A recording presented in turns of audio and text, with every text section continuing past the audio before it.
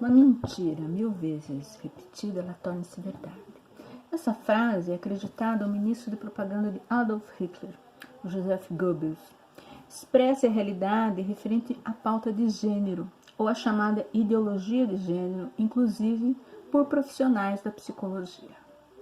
O debate referente às questões de gênero é um debate com tradição na ciência, com C maiúsculo, e diz respeito à função socialmente atribuída ao sexo biológico. Né? Construiu-se, então, um consenso de que papéis atribuídos ao gênero referenciavam como o portador de determinado aparato sexual, devendo ser ou como esperava ser sua atuação na sociedade. Mas, a partir das discussões na década de 70, puxado pela pauta feminista, o debate se intensifica e se define o que se chama de identidade de gênero, que significa a autoidentificação do seu próprio gênero, independente do seu sexo biológico.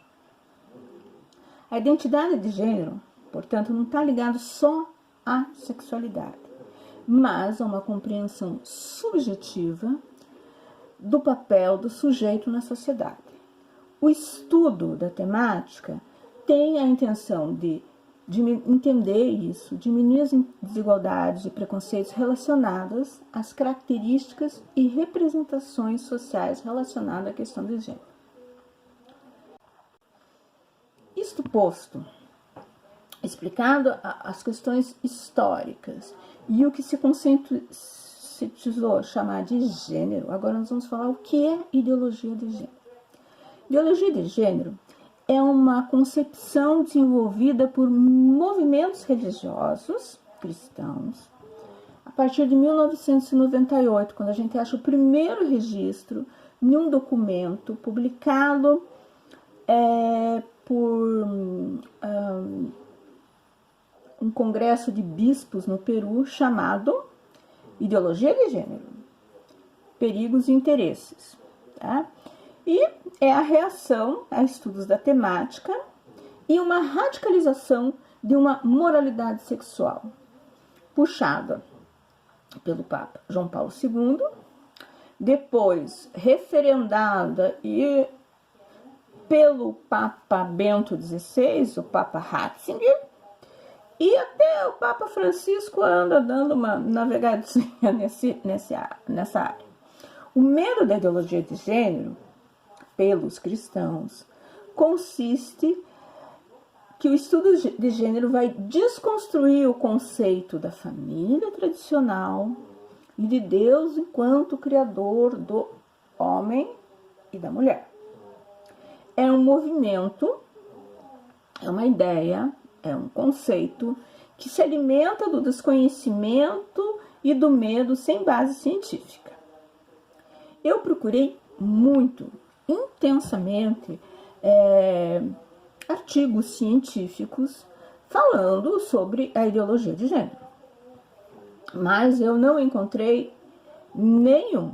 Usei todas as minhas bases de dados e não encontrei nenhum que referendasse, justificasse, mostrasse base científica. Eu achei muitas notícias na mídia, normalmente essa mídia mais conservadora. Quem é aqui do estado do Paraná sabe muito bem que o jornal Gazeta do Povo, que representa essa mídia mais conservadora. Então, o termo ideologia de gênero existe, ok? Cunhado, especialmente lá no Peru, ligado a movimentos cristãos mais tradicionais, falando de uma moralidade sexual. Como construto científico, ele não existe. Né? Então, o termo ideologia de gênero não possui acúmulo ou legitimidade científica. A ideologia de gênero se alimenta de mentiras, fake news, distorções de pesquisa, de interpretação de pesquisa e da chamada dissonância cognitiva. Nós temos instituições a nível mundial e no Brasil orientando sobre a erradicação da discriminação de gênero por meio de estudos de gênero E nós temos farto material científico produzido e publicado. Eu vou deixar um link na bio, né? Vocês entram lá no link e vai ter uma série de estudos, assim, uma série mesmo. Claro, não vou colocar todos, né? Cientificamente, as questões de identidade de gênero, elas são reconhecidas também pela medicina e pelos sistemas de diagnóstico, constando no CID-11, que está valendo desde o ano passado, chamado de incongruência de gênero, e no DSM-5, chamado de transtorno de identidade sexual, tanto para crianças como para adultos. Fiz essa introdução para a gente começar a falar do react do vídeo, que é isso que eu vim fazer, né? Esse vídeo foi produzido por um colega psicólogo, é um colega lá de Minas Gerais. Ele tem um Instagram, também vou deixar no link da bio, né?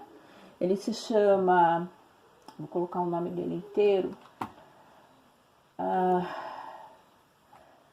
Paulo Roberto de Andrade Pacheco, é um psicólogo. Ele já trabalhou 18 anos como professor em diversas e renomadas instituições de ensino. Ele tem uma boa produção científica, embora a produção científica dele não seja ligada a questões de gênero, mas ele tem uma boa produção científica. E atualmente ele também trabalha como mentor de psicólogos e terapeutas, faz supervisão clínica e provavelmente faz atendimento psicológico também, deve atuar como psicólogo clínico. E ele, então, publicou nas suas redes sociais o vídeo que eu pus na capa, né? Que tá lá, um alerta sobre a agenda de gênero no Brasil. Ele não fala de identidade de gênero, mas todo o material que ele cita, todas as referências que ele usa, me levaram, né? Se eu coloco isso numa nuvem de palavras, isso me leva à ideologia de gênero, né? Então, minhas primeiras considerações, isto posto, né? Toda a introdução, a apresentação do react, quem é a pessoa. Eu vou fazer, assim, algumas considerações gerais que eu anotei aqui. Pessoal, eu decidi vir aqui falar com... É um vídeo que tem 40 minutos e que tem 114 mil visualizações. Ao contrário dos outros vídeos dele, que tem 2.000 visualizações, esse foi um vídeo que teve uma boa repercussão. No Instagram ele tem 70 mil inscritos e no YouTube ele tem cerca de 12 mil inscritos, né? Vamos falar de dados gerais, assim, do colega. Vocês. Eu vou fechar aqui, porque senão nós vamos ficar ouvindo, né? Ele, quando apresenta os dados científicos, ele não diz as fontes.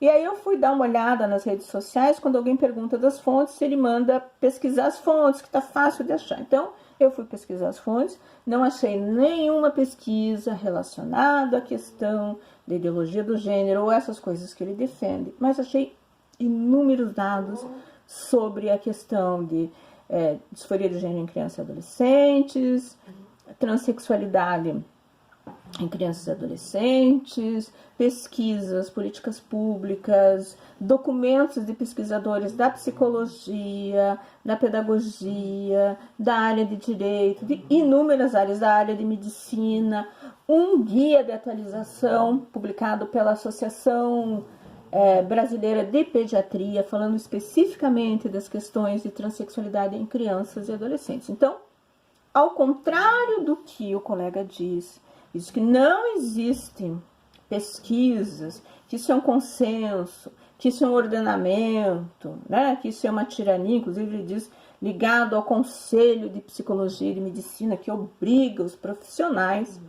Vocês que me acompanham sabem, né? Tem lives aqui embaixo em que eu falo do papel do sistema conselhos, como é importante a gente ter uma profissão regulamentada. E o nosso conselho, ele nos orienta sobre algumas questões. Nós temos algumas resoluções, como a resolução 01 de 99, ou a resolução recente sobre a questão das transexuais, dos bissexuais. Então, a gente tem uma série de questões.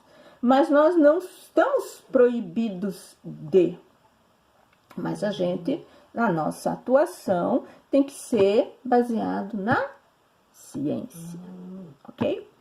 Então, isso é uma questão que me deixou incomodada. Esta coisa de dizer que não existem dados científicos quando a gente tem uma farta bibliografia. A gente tem inúmeros artigos que falam sobre sofrimento, sobre suicídio, disforia, representação social, uma série de coisas, né? Nós temos tanto dados internacionais como os dados no Brasil. Há um texto em que ele remete às questões da transexualidade como se fosse culpa de uma cultura judaico-cristã. Não existe nenhum artigo que impute, que faça essa leitura. O que a gente encontra são artigos que falam, sim, da questão da vulnerabilidade social, né? Preconceito, discriminação, abandono familiar, escassas oportunidades durante a vida, dificuldade de acesso à escola, violência das suas mais diferentes formas e falta de políticas voltadas para a população trans refletem nos altos índices de suicídios evidenciados. Nenhum dos artigos pesquisados apontam que índices de suicídio são por questões ligadas à cultura judaico-cristã. Então, a gente tem que também tomar o cuidado com essas palavras, porque acaba promovendo uma estigmatização da religião, né, de uma série de coisas. Também, além dessa dificuldade de interpretação de dados científicos, né, ou distorção desses dados científicos, né, ele fez esse vídeo baseado em um artigo que saiu na Folha de São Paulo esse ano, falando sobre o ambulatório de saúde mental, 280 crianças e adolescentes trans fazem transição de gênero no HC da USP. E aí a reportagem fala de algumas questões, né? Tem os vídeos, também vou deixar o link, daí você pode acessar, né? Link na bio. Acessar os vídeos, a reportagem, né? No começo ele explica que a transição, que tem um ambulatório, que é feito o bloqueio da puberdade, hormonização e cirurgia de redesignação sexual ou de identidade de gênero, né? Então ele explica direitinho. Só que ele começa a embaralhar as informações com relação a que idade se começam as coisas. Ele fala, né, eles apontam que eles têm um número grande, né, 280 crianças e adolescentes de 4 a 18 anos, né, que eles estão trabalhando, e ele trata como se tudo fosse a mesma coisa, como se desde o de 4 até o de 16 passassem por todos os processos. Dos 4 até os 9 anos, essas crianças são acompanhadas por médicos, psicólogos, assistente social e suas famílias. Quando é identificado que está iniciando a puberdade, se a criança assim o desejar, se a família autorizar, ou se a família assim o desejar, é iniciado o bloqueio da puberdade, que vai, vamos dizer, se começou aos 9 até os 16, quando a lei autoriza que se comece a hormonização. Daí se para o bloqueio da puberdade e se começa a hormonização. Durante todo esse processo, pais, crianças e adolescentes são informados de tudo, o que pode ser feito, o que não pode ser feito, os riscos e os perigos. Essa informação, o colega no seu vídeo coloca que não. Eu vou deixar mais para falar mais lá na frente quais são os posicionamentos contundentes do colega que a gente precisa refletir. Então ele fala dessa pesquisa e, né, das crianças que estão lá e dos riscos que as crianças correm. Aí ele começa a falar do nosso código de ética. Primeiro ele diz que o nosso código de ética não tem nada. Bom, ética com o conceito da filosofia, ele não é mesmo, né? Também tem uma live que eu fiz há uns 2 meses atrás falando do nosso código de ética, explicando. O nosso código de ética é um código que a gente chama de deontológico, ou seja, é um código de ética das práticas profissionais. E aí, ele começa a falar da questão do respeito dos direitos humanos, que são os princípios fundamentais, lembra, eu já falei, são 7 os princípios fundamentais, fala no respeito e na promoção da liberdade, dignidade, da igualdade, da integridade do ser humano, baseado na Declaração Universal dos Direitos Humanos. Fala também visando promover saúde e qualidade de vida das pessoas e coletividades e contribuirá para a eliminação de qualquer forma de negligência, discriminação, exploração, violência, crueldade e opressão. Esses são os princípios, são os 2 primeiros. Ele confunde isso daqui, né? Ele diz que nós defendemos a liberdade, mas o conceito de saúde e qualidade de vida que o CFP e o Sistema Conselhos falam, não considera o sofrimento humano dessas crianças e dessas famílias. O nosso código de ética não especifica o que é saúde e qualidade de vida, mas nós todos profissionais, durante nossos 5 anos de formação, temos bem claro o que é isso. Então, ele faz uma confusão também com o nosso código de ética. Falando no código de ética, eu só queria lembrar do artigo 1º, os deveres, que é 1. Conhecer, divulgar, cumprir e fazer cumprir este código. Parece que o colega não entendeu. E C.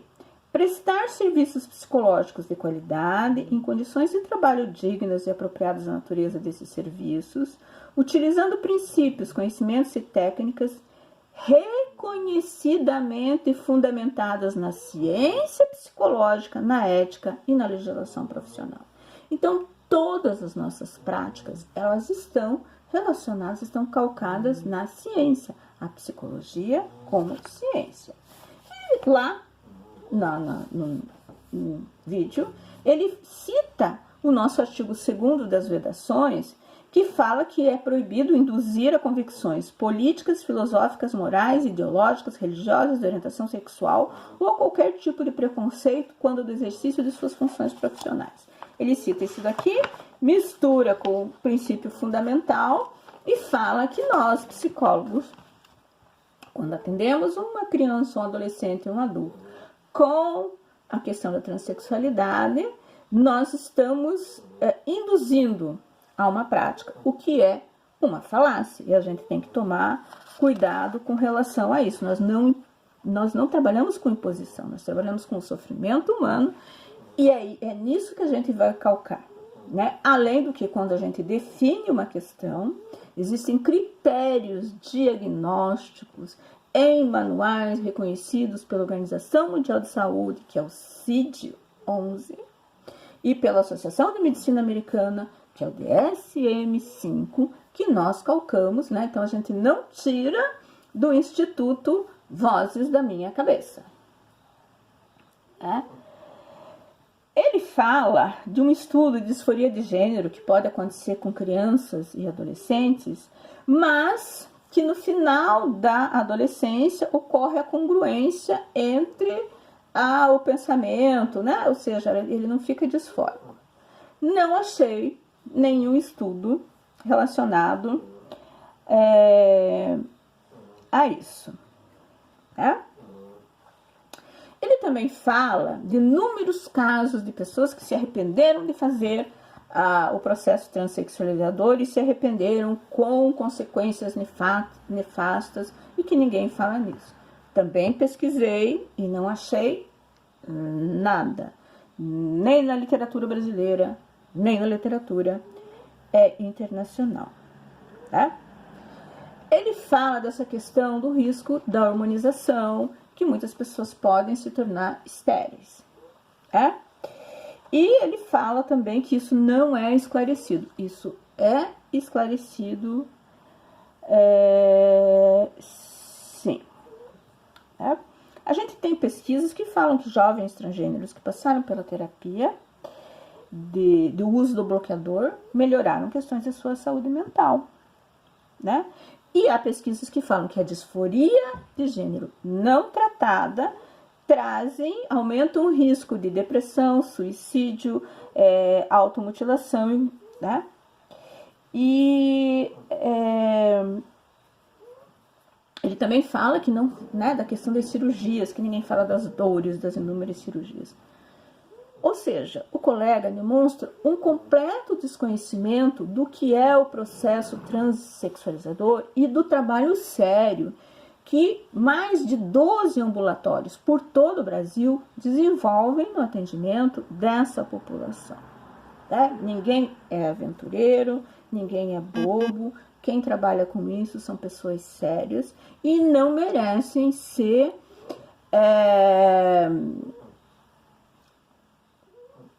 rebaixadas, né? Como se elas fizessem um trabalho sem uma base científica, dominados por de novo, o Instituto Vozes da Minha Cabeça, né? Ele fala que 80% das crianças que sofreram disforia de gênero, dos 4 aos 8 anos, vou repetir, já tinha falado, quando chegam à puberdade, retomam a concepção adequada do seu próprio corpo. Ok. Existe sim uma pesquisa, tá lá, eu não sei qual delas, mas é uma que fala de crianças e adolescentes, mas os 20% então? É desses 20% que nos interessa, tá?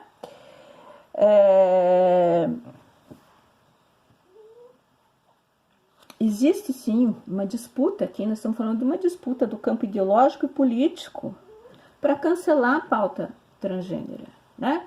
Fruto dessa onda de conservadorismo, né? De tudo isso que a gente tem vivido nos últimos 10 anos, não só aqui, como no mundo afora. Tá?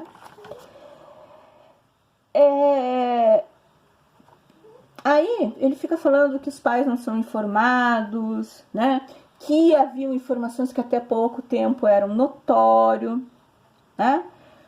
Não existiam essas informações, não existiam estudos. A partir do momento que nós temos estudos consistentes, é sobre isso que nós estamos batendo, é o dado científico real e atualizado. Eu não posso usar dados de antigamente. Já imaginou se eu voltasse para usar os dados do tempo do Hipócrates para curar sangria, colocar sanguessugas, né? Esse era um dado notório daquele tempo. Os dados vão mudando e a gente, como profissional, tem que se atualizando. Por isso que eu tenho curso de atualidades em saúde mental, em que nós vamos tratar sobre a psicologia da diversidade, vamos falar, inclusive, dessas questões. Não só da transexualidade, mas de um monte de coisas. É notório que as fontes que o colega usa não são fontes científicas. Ele não citou, e eu fui pesquisar, a maioria de dados dele são tirados de jornais. E, mais para o final do vídeo, ele é muito ofensivo com colegas profissionais de saúde, falando que não informa os pais, que nós somos canalhas, que nós afirmamos coisas sem estar fundamentado na realidade. E isso é uma acusação muito grave. Vou voltar para o código de ética e vou avisar o colega que se você acha que realmente é isso que está acontecendo, é seu dever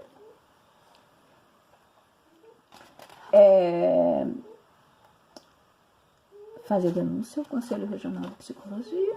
Nós não estamos, então, cumprindo o nosso código de ética. Né? Ele ataca especialistas com renome nacional e internacional da USP, ataca profissionais, ataca pesquisadores, ataca trabalhadores de saúde que trabalham com essas coisas, né? E divulga falácias, né? Que os profissionais passam por cima do pai e da mãe, que nós temos o desplante de falar que os pais não conhecem seus filhos, que o profissional que conhece, que esse profissional que conhece encontra a família 3, 4 vezes por meia hora cada vez e vai falar isso. Não é nada disso. Ou seja, o colega desconhece como se dá o trabalho sério dos ambulatórios de tratamento de transexualidade no Brasil. Né? Então, ele acaba sendo porta-voz de falácias, de mentiras, do que ele mesmo fala sobre dissonância cognitiva, do que ele mesmo fala de não agir com honestidade, né? Tem que saber, tem que se informar. Ele fala isso no vídeo e eu estou repetindo que tem alguma coisa errada aqui, né? Ele ataca também o sistema conselho dizendo que nós obrigamos, nós proibimos. Lembrando, nós temos o nosso código de ética, nós temos as nossas resoluções que orientam o nosso trabalho conforme o código de ética em base científica. E nós não induzimos ninguém a convicções. Nós trabalhamos com o sofrimento humano e acompanhando o sofrimento humano e informamos as pessoas. Tá? Então, isso é uma questão importante que eu queria falar, porque eu fiquei muito incomodada, né? E dizer que crianças trans existem. E se você se interessa por esse tema, eu recomendo a leitura desse livro, Minha Criança Trans, da Tamires Nunes. Ela é uma mãe que narra todas as suas observações, tudo, para vocês poderem entenderem dessas questões. É importante que a gente saiba do que está falando, até porque o nosso código de ética está lá, que a gente só pode assumir responsabilidades profissionais por atividades, e no caso, o vídeo é uma atividade profissional, ele está falando de um tema afeto à nossa profissão, das quais você esteja capacitado, pessoal, teórica, técnica, cientificamente falando, né? Então, a fala do colega Paulo Pacheco, psicólogo de Minas Gerais, é uma fala ligada a essa pauta mais conservadora, mas não tem dados científicos. Ele cita